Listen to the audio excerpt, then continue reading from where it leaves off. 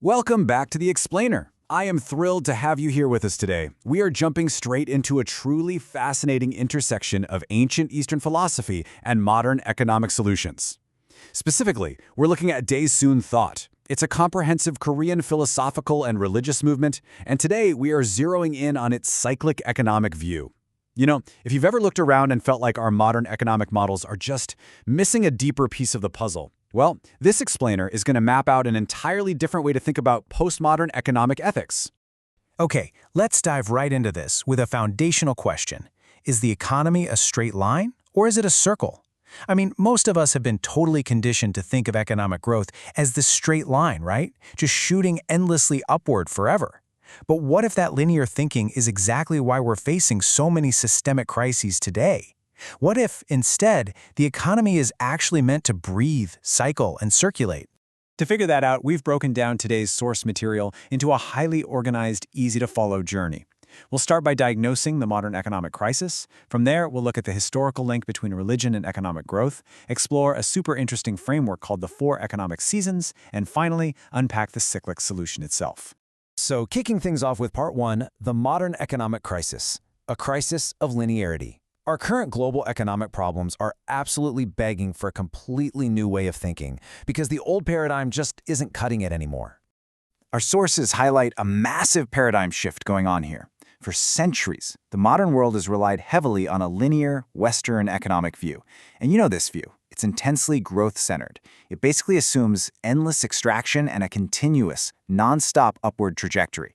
But we're now seeing a shift toward a postmodern Eastern cyclic thought.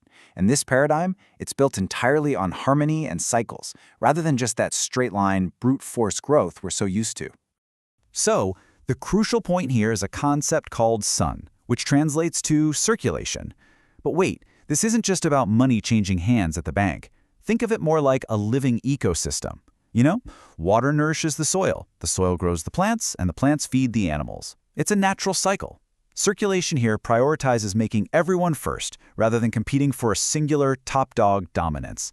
It fundamentally changes the whole economic objective from individual hoarding to collective well-being. To really see how this completely turns modern, cutthroat economic logic on its head, listen to this quote from the ancient text, the Zhongyang. "My work is to live well when others are dying, and to enjoy glory and blessings when others are living well." Wow, that perfectly grounds this concept of economic circulation in profound altruism. It's suggesting that true economic success is literally tied to the survival and flourishing of the people around you. And that brings us right into part 2, religion and economic growth, a forgotten connection. Because to really understand this cyclic view, we have to reconsider the historical driving forces behind major economic leaps. Now, we often separate faith and finance today, right? But historically, they were intimately linked. It might actually surprise you that Max Weber's famous study, The Protestant Ethic and the Spirit of Capitalism, revealed that modern capitalist economic thought actually originated in religious asceticism. Yep. Economic frameworks have almost always had roots in religious ideas, even if our modern era has kind of swept that under the rug. Let's connect Weber's Western theory to the East Asian economic miracle. The frankly remarkable economic growth we've seen in Korea, China, and Japan, it wasn't just driven by modern policy. The source material argues it was driven by deep cultural foundations. These regions took the 3 teachings, that's Confucianism, Buddhism, and Taoism, and actively reinterpreted them as economic catalysts rather than outdated obstacles. This created an incredibly powerful virtuous cycle, where religion develops ethics, and ethics directly develops the economy. Let's move to part 3 and see how this builds. Section 3, the 4 economic seasons, harmonizing religious ethics. Let's see how these ethics actually harmonize in practice. The Daesoon thought perspective offers this incredibly simple yet totally profound view. Money is a thing created and used through the principle of circulation. In this view, the economy is entirely natural. It is not some rigid, cold machine. It's a circulating system, and it has to move exactly like the cycle of the 4 seasons in nature. Daesoon thought methodically maps each economic season to a major religion and a distinct philosophy. It's like a year-long economic life cycle. Winter, which is mapped to Taoism, is all about the libertarian view of saving and accumulating wealth, storing up and preparing for the cold. Then spring maps to Confucianism and utilitarianism, focusing heavily on labor and production. So sorry to anyone hoping for a relaxed spring break, because this is the time you actually have to plant the seeds. Summer aligns with Western religion, driving the growth of goods, abundance, and communitarianism. And finally, autumn is Buddhism. It's the season of harvest and fair distribution, representing social contractarianism. And this brilliantly illustrates how these four distinct religious ethics are not isolated competing theories at all. Instead, they form a deeply complementary circulation system.